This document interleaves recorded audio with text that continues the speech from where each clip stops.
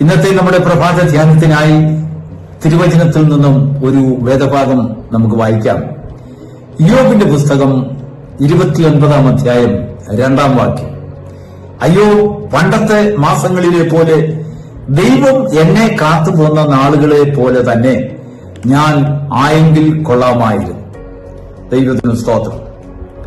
ഇയ്യോബ് സുഭാഷിതം ചൊല്ലിയത്, അയ്യോ പണ്ടത്തെ നാളുകളെ പോലെ എനിക്കായിരുന്നുവെങ്കിൽ. സുഭാഷിതം എന്ന് പറഞ്ഞാൽ എല്ലാ മനുഷ്യർക്കും ഇഷ്ടകരമായ ഒരു വാക്ക്. ഇങ്ങനെ ലോകത്തിൽ സകല മനുഷ്യരെയും സന്തോഷിപ്പിക്കുന്ന വാക്കുകൾ വളരെ ചുരുക്കമാണ്. എല്ലാ മനുഷ്യരും കേട്ടാൽ ആരും ദുഷിക്കാത്തതായ, ദുഷ്ടന്മാരും നീതിമാന്മാരും, നല്ലവരും വിശുദ്ധരും അശുദ്ധരും, നീതിമാന്മാരും അനീതിയുള്ളവരും ഒക്കെ സകല മനുഷ്യരും എല്ലാ റേഞ്ചിലുമുള്ള മനുഷ്യർ കേട്ടാൽ താല്പര്യമുള്ള ഒരു ചില വാക്കുകൾ ഇയ്യോബ് സംസാരിക്കുകയുണ്ടായി. 29-ാം അധ്യായം സുഭാഷിതങ്ങളുടെ അധ്യായമാണ്. അദ്ദേഹം പറയുകയാണ്, പാടി തുടങ്ങുകയാണ്, അയ്യോ പണ്ടത്തെ പോലെ ഉള്ള മാസങ്ങൾ, വർഷങ്ങൾ, കാലങ്ങൾ എന്റെ ജീവിതത്തിൽ ഉണ്ടായിരുന്നുവെങ്കിൽ. എന്താണ് ആ മാസത്തിന്റെ അല്ലെങ്കിൽ ആ വർഷങ്ങളുടെ കഴിഞ്ഞ കാലത്തിന്റെ പ്രത്യേകത, വിശേഷത എന്താണ്? സർവശക്തൻ എന്നെ സകല വഴികളിലും സൂക്ഷിക്കുന്നതായ സൂക്ഷിപ്പുള്ള മാസം. ദൈവത്തിന് മഹത്വം ഉണ്ടാകട്ടെ. അതെല്ലാ മനുഷ്യരും കൊതിച്ചു പോവുകയാണ്. നമ്മുടെ ജീവിതത്തിൽ ചെറുപ്പകാലത്തെ പോലെയുള്ളതായ ജീവിതം നമ്മൾ വളരെ ആഗ്രഹിക്കും. ഒരു ചെറിയ അനുഭവ കഥ പറയാം. ഒരിക്കൽ ഒരു ഭവനത്തിൽ ചെന്നപ്പോൾ അവിടെ മുട്ടിൽ എഴഞ്ഞു നടക്കുന്ന ഒരു പൈതലുണ്ടായിരുന്നു, ഒരു കുഞ്ഞു ശിശു ഉണ്ടായിരുന്നു. ആ ശിശു ആ മുട്ടിൽ എഴഞ്ഞു നടക്കുന്ന ആ വന്നതായ വിരുന്നുകാരുടെ മുൻപിലൊക്കെ ഒരു പായിൽ ആ കുഞ്ഞിനെ കൊണ്ട് കിടത്തി ആ കുഞ്ഞു മുട്ടിൽ എഴഞ്ഞ് കളിക്കുന്നതും ചിരിക്കുന്നതും അതിന്റെ കയ്യിൽ കൊടുത്ത ഒരു കളിപ്പാട്ടങ്ങളൊക്കെ അത് കിലുക്കി ചിരിക്കുകയും കളിക്കുകയും ഒക്കെ ചെയ്യുന്നത് അവിടെയുള്ളവരെല്ലാവരും, ആ വന്ന വിരുന്നുകാരും ആ വീട്ടുകാരും എല്ലാവരും കണ്ട് രസിക്കുകയുണ്ടായി. നമുക്കെല്ലാവർക്കും അങ്ങനെയുള്ള ഒരു കാഴ്ച കാണുമ്പോൾ വളരെ സന്തോഷകരമാണ്. എന്നാൽ അത് കണ്ടുകൊണ്ട് നിന്നതായ അതിന്റെ മൂത്ത ഒരു പൈതലുണ്ട്. ആ കുഞ്ഞിന് ഏതാണ്ട് 5-6 വയസ്സ് വരും. പെട്ടെന്ന് ആ കുഞ്ഞിനൊരു ചിന്തയുണ്ടായി. നോക്കൂ, സകലരും ഈ പൈതലിനെ നോക്കി ചിരിക്കുകയും സന്തോഷിക്കുകയും അതിനെ സ്നേഹിക്കുകയും ആദരിക്കുകയും അതെങ്ങോട്ടും വീഴാതെയും ചരിയാതെയും വീഴാതെയും എല്ലാവരും സൂക്ഷിക്കുന്നില്ലേ, എനിക്കും ആ സൂക്ഷിപ്പ് കിട്ടിയിരുന്നെങ്കിൽ എന്ന് വിചാരിച്ചുകൊണ്ട് ഈ മൂത്ത പൈതൽ എന്ത് ചെയ്തെന്നറിയാമോ? ആ ഇളയ കുഞ്ഞിനെ പോലെ അതിന്റെ അടുത്ത് കിടന്ന് ഈ 5-6 വയസ്സുള്ള കുഞ്ഞും മുട്ടയിൽ എഴയാൻ തുടങ്ങി. മറ്റുള്ളവരുടെ ശ്രദ്ധ ആകർഷിക്കാൻ വേണ്ടി.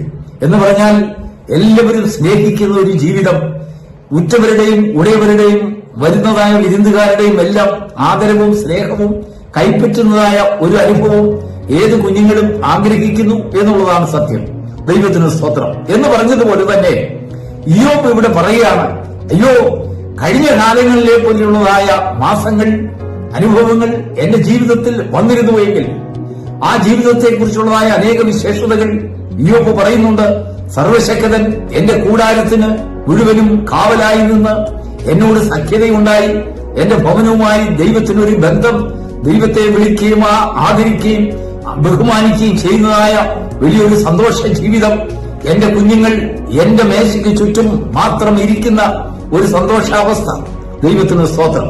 അവർ അന്യടുത്ത് ഓടി നടക്കാതെ അല്ലെങ്കിൽ അന്യടുത്ത് അലിഞ്ഞു തിരിഞ്ഞു നടക്കാതെ എന്റെ മേശയ്ക്ക് ചുറ്റും ഞാൻ കൊടുക്കുന്ന ആഹാരത്തിന് വേണ്ടി കാത്തിരിക്കുന്ന കുഞ്ഞുങ്ങളും, ദൈവം സൂക്ഷിക്കുന്നതായ സൂക്ഷിപ്പുള്ള ഒരു ഭവനവും, ദൈവത്തോട് സഖ്യതയുമുള്ളതായ ഒരു ജീവിതം. ഇതാണ് ഇയ്യോബ് ആഗ്രഹിച്ചത്.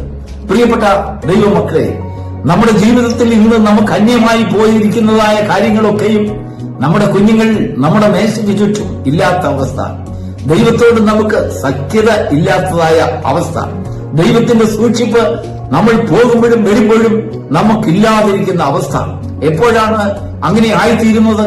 ദൈവത്തെ മറന്നുകൊണ്ടുള്ളതായ ഒരു ജീവിതം നമ്മുടെ ഭവനത്തിനു ചുറ്റും, നമ്മുടെ കുടുംബത്തിലും നമ്മുടെ കുടുംബാന്തരീക്ഷങ്ങളിലും അത് പ്രബലപ്പെട്ടു വരുമ്പോൾ ദൈവത്തിൽ നിന്നും ദൈവത്തിന്റെ സൂക്ഷിപ്പിൽ നിന്നും മനുഷ്യൻ അകന്നു പോകുകയാണ്. ഇയ്യോബ് പറയാൻ, ഇയ്യോബ് സുഭാഷിതം ചൊല്ലിയത് സകല മനുഷ്യർക്കും ആഗ്രഹിക്കുന്ന ഒരു കാര്യം ദൈവത്തിന്റെ സൂക്ഷിപ്പുണ്ടാകണം. നാം ഒരു യാത്ര ചെയ്യുമ്പോൾ ഒരു വഴിക്ക് പോകുമ്പോൾ, ഒരു കാര്യങ്ങൾ ചെയ്യുമ്പോൾ നമ്മുടെ മനസ്സിലെ ആഗ്രഹം, കർത്താവെ നീ ഞങ്ങളെ പരിപാലിക്കണം. അത് ദുഷ്ടനും അല്ലെങ്കിൽ നീതിമാനും കൊള്ളാവുന്നവനും ദൈവമുള്ളവനും ദൈവമില്ലാത്തവനുമെല്ലാം അവന്റെ മനസ്സിൽ ഒരു ധാരണയുണ്ട്, ദൈവമേ നല്ലത് ഭവിക്കണമേ. മറ്റാരോടും പറഞ്ഞില്ലെങ്കിലും ദൈവത്തിൽ വിശ്വസിക്കാത്തവനും അവൻ നല്ലതും ശുഭവുമായ ഒരു വഴി അവനും ആഗ്രഹിക്കും. ദൈവത്തിന് സ്തോത്രം. ശുഭകരമായി പ്രവർത്തിക്കുവാനും ശുഭകരമായ യാത്രയും ദൈവത്തിന്റെ ദാനമാണ്. ശുഭകരമായ ജീവിതം, നല്ല ഉറക്കം ദൈവത്തിന്റെ ദാനമാണ്. ശുഭകരമായ ജീവിതവും നല്ല വിശപ്പും ദൈവത്തിന്റെ ദാനമാണ്. ശുഭകരമായ സൂക്ഷ്മ ജീവിതവും വിശപ്പിന് അല്ലെങ്കിൽ കഴിക്കുന്ന ആഹാരത്തിന്റെ രുചിയും ദൈവത്തിന്റെ ദാനമാണ്. ദൈവം രുചി തന്നെങ്കിലേ നമുക്ക് ഭക്ഷിക്കാൻ കഴിയുള്ളൂ. ഇല്ലായെങ്കിൽ നമ്മുടെ മേശയ്ക്ക് ചുറ്റും ധാരാളം ഭക്ഷണമുണ്ടെങ്കിലും നമ്മുടെ വായ്ക്ക് രുചിയില്ല എങ്കിൽ നമുക്കിത് ഭക്ഷിക്കുവാൻ കഴിയുകയില്ല. ധാരാളം ആഹാര സാധനങ്ങൾ നമ്മുടെ മേശയ്ക്ക് ചുറ്റും ഉണ്ടെങ്കിലും ശരി, നമുക്ക് വിശപ്പില്ല എങ്കിൽ നമുക്കത് കഴിക്കാൻ കഴിയുകയില്ല. അപ്പോൾ വിശപ്പും രുചിയും ഈ ആരോഗ്യവും ഉറക്കവും ഇതെല്ലാം ദൈവം തരുന്ന ദാനമാണ്. ദൈവത്തിന്റെ സൂക്ഷിപ്പും ദൈവത്തിന്റെ സഖ്യതയും ഒരു ഭവനത്തിന്മേലും ഒരു വ്യക്തികളുടെ മേലും ഉണ്ടാകുമ്പോൾ ഈ വക കാര്യങ്ങളെല്ലാം ദൈവം അവർക്ക് ദാനമായി കൊടുക്കുന്നു. ഒരു പക്ഷെങ്കിൽ ഒരു വലിയൊരു ധനികൻ കഴിക്കുന്ന ആഹാരത്തിന്റെ രുചിയേക്കാൾ കൂടുതൽ രുചികരമായി ഒരു ദരിദ്രൻ തന്റെ ഭവനത്തിൽ കഴിക്കുന്ന ആഹാരത്തിനായിരിക്കും ഏറെ രുചികരം. ദൈവത്തിന് സ്തോത്രം. എന്തുകൊണ്ടാണെന്നറിയാമോ? അത് ദൈവത്തിൽ നിന്നുള്ള ദാനമായി അവൻ കൈക്കൊള്ളുന്നു. ഒരു ധനികനെ സംബന്ധിച്ചിടത്തോളം അവന്റെ കഴിവുകൊണ്ടും മിടുക്കുകൊണ്ടും അവൻ സമ്പാദിച്ച സമ്പാദ്യമായി അവൻ ഭക്ഷിക്കുമ്പോൾ അവൻ അനുഭവിക്കുന്ന സുഖങ്ങളും അവൻ അനുഭവിക്കുന്നതായ ഉല്ലാസങ്ങളൊക്കെയും അവന്റെ കഴിവിലും അവന്റെ ആ ബിസിനസിന്റെ അല്ലെങ്കിൽ അവന്റെ ബുദ്ധിയിലും ജ്ഞാനത്തിലും സമ്പാദിച്ചതാകൊണ്ട് അതിന്മേൽ അവൻ ഉന്മാദം കൊള്ളുന്നു. എന്നാൽ ഒരു ദരിദ്രനെ സംബന്ധിച്ചോളം ഇതൊക്കെയും ദൈവത്തിന്റെ ദാനമെന്ന് അവൻ ഉൾക്കൊള്ളുന്നു. അതിന് വളരെയധികം ടേസ്റ്റ് ഉണ്ട്, നല്ല രുചിയുണ്ട്, നല്ല ഉറക്കമുണ്ട്, അവിടെ സമാധാനമുണ്ട്, അവിടെ സന്തോഷമുണ്ട്. ദൈവത്തിന് സ്തോത്രം.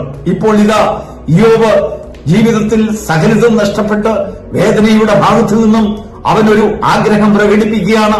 യോബ് പറയുന്നു, യോബ് സുഭാഷിതം ചൊല്ലി സകല മനുഷ്യർക്കും അനുഗ്രഹകരമായി സകലരും പറയുവാനും അവർ ചൊല്ലുവാനും അവരുടെ വായ കൊണ്ട് ഉച്ചരിക്കുവാനും അവരുടെ ഹൃദയത്തിൽ നിന്ന് പൊങ്ങി വരുന്നതായ വലിയൊരു ആഗ്രഹമായി മറ്റുള്ളവർ പ്രകടിപ്പിക്കുന്നതായ ഒരു സന്തോഷ വാർത്ത, സുഭാഷിതം, ഗുഡ് ന്യൂസ്. എന്താണെന്നറിയാമോ? പണ്ടത്തെ മാസങ്ങളെ പോലെ എനിക്കൊരു കാലമുണ്ടായിരുന്നെങ്കിൽ, ആ കാലത്തിന്റെ പ്രത്യേകത സർവശക്തൻ എന്നോട് സഖ്യതയുണ്ടായിരിക്കുന്ന അവന്റെ സൂക്ഷിപ്പ്, അവന്റെ കാവൽ, എന്റെ കുഞ്ഞുങ്ങൾ എന്റെ മേശയ്ക്ക് ചുറ്റുമായിരിക്കുന്നതായ ഒരവസ്ഥ. പ്രിയപ്പെട്ട ദൈവത്തിന്റെ മക്കളെ, ദൈവം നമുക്ക് ദാനമായി തരുന്നതായ അനുഗ്രഹങ്ങളാണ് നമ്മുടെ കുഞ്ഞുങ്ങൾ നമ്മോടൊപ്പം കാണുന്നത്. എന്ന് പറഞ്ഞാൽ നമ്മോടൊപ്പം ഭക്ഷിക്കുക എന്നുള്ളതല്ല, നമ്മുടെ അഭിപ്രായത്തോട് യോജിക്കുക. നമ്മുടെ കുടുംബം, നമ്മുടെ ഭവനത്തിൽ ഒരേ അഭിപ്രായം ഉണ്ടാകുക, നമ്മുടെ ഭവനത്തിൽ ഒരേ ആഗ്രഹം ഉണ്ടാകുക, ദൈവത്തെക്കുറിച്ച് നമുക്ക് ഒരേ ജ്ഞാനമുണ്ടാകുക, ഒരേ നിഗമനമുണ്ടാകുക, ദൈവത്തോടുള്ള ബന്ധത്തിൽ ഒരേ അഭിപ്രായത്തിലും ഒരു വാക്കിലും സഖ്യതയുണ്ടായി ദൈവത്തോട് ആരാധന കഴിക്കാം. ഇത് ജീവിതത്തിൽ ദൈവം തരുന്ന ദാനമാണ്. എന്നാൽ പല ഭവനങ്ങളിലും അവിടെ സ്വസ്ഥതയില്ലാതെ വിഭിന്ന അഭിപ്രായം, ഒന്നിനോട് യോജിക്കാതെ, ദൈവത്തോടുള്ളതായ ബന്ധമാണെങ്കിലും ഈ മാനുഷിക ബന്ധമാണെങ്കിലും ശരി, അവിടെ വിവിധ അഭിപ്രായങ്ങൾ, അഭിപ്രായ ഭിന്നതകൾ, അവിടെ ഐക്യതയില്ല, അവിടെ ആരാധനയില്ല, അവിടെ സന്തോഷമില്ല. കുഞ്ഞുങ്ങൾ അവിടെ സഖ്യത വിട്ടുകൊണ്ട് പലയിടങ്ങളിലായി ചിതറിപ്പോകുന്നു, പല അഭിപ്രായത്തിന് കീഴിലായി പോകുന്നു. നിനക്കും നിന്റെ കുഞ്ഞുങ്ങൾക്കും നിന്റെ കുടുംബത്തിനും ഭാര്യയ്ക്കും ഭർത്താവിനും നിന്റെ സഹോദരങ്ങൾക്കും ദൈവത്തോടുള്ളതായ ബന്ധത്തിൽ ഒരഭിപ്രായത്തിൽ യോജിക്കാൻ കഴിയുന്നുണ്ടോ? അവിടെയാണ് ദൈവത്തിന്റെ സഖ്യതയുണ്ടാകുക. ദൈവത്തിന് സ്തോത്രം. ഈ പ്രഭാതത്തിൽ നിനക്ക് അനുഭവം ഇല്ല എങ്കിൽ യോബിനോട് ചേർന്ന് ഇന്നത്തെ ദിവസം ആ സുഭാഷിതം നീ വിശ്വാസത്താൽ നീ പാടുക. ദൈവത്തിന്റെ സന്നിധിയിൽ യോബ് പാടിയതായ സുഭാഷിതം, അയ്യോ എനിക്ക് പണ്ടത്തെ മാസങ്ങളിലെ പോലെ ദൈവം തരുന്ന സൂക്ഷിപ്പിൻ കീഴിൽ പാർക്കുന്നതായ എന്റെ ഭവനത്തോട് ദൈവം സഖ്യത കാണിച്ച് ഐക്യതയും സമാധാനവും ഐശ്വര്യവും രുചിയും ഉറക്കവും ഉള്ള സന്തോഷവുമുള്ളതായ ഒരു നാളുകൾ ഞങ്ങളുടെ ഭവനത്തിൽ ഇറങ്ങി വന്നിരുന്നെങ്കിൽ എന്ന് നീ വിശ്വാസത്തോടുകൂടെ ദൈവസന്നിധിയിൽ യാചിക്കുമ്പോൾ ദൈവം നിന്റെ വാക്കുകൾ സുഭാഷിതമാക്കുന്നു, അനുഗ്രഹമാക്കുന്നു. God bless U.